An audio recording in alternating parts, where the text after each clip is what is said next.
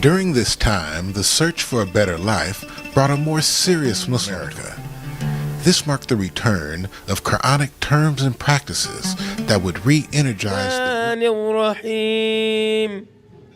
As the language of the Quran was reintroduced to America, it seemed to motivate the return of Islamic thought.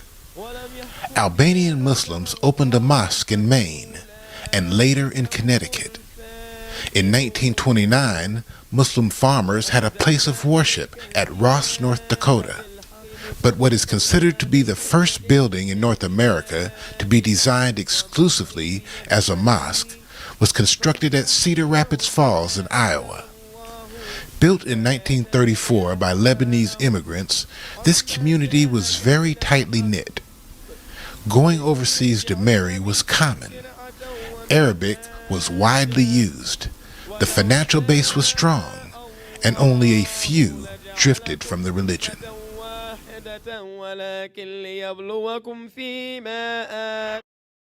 In the 1930s, a basic concept of Islam began to find a receptive audience in America's urban centers.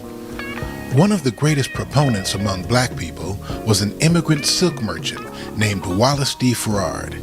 He was an Orthodox Muslim from the Pakistani region of India who had been educated by the British.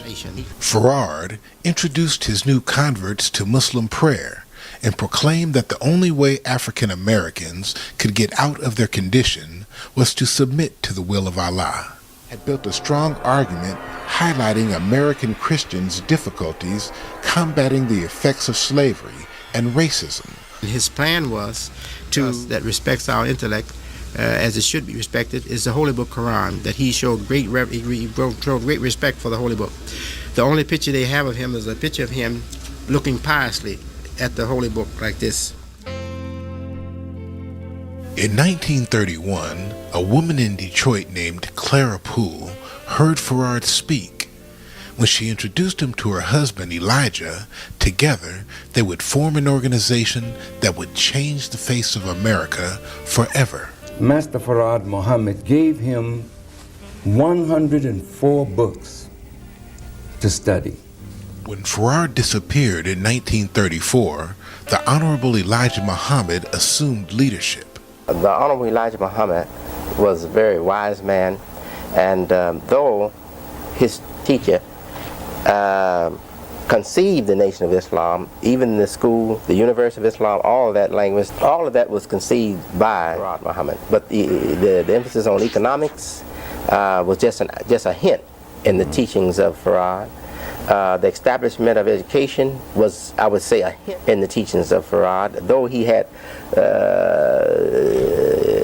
though he insisted that the members learn to read and write, and their minds be excited, the intellect be excited for education or for higher knowledge.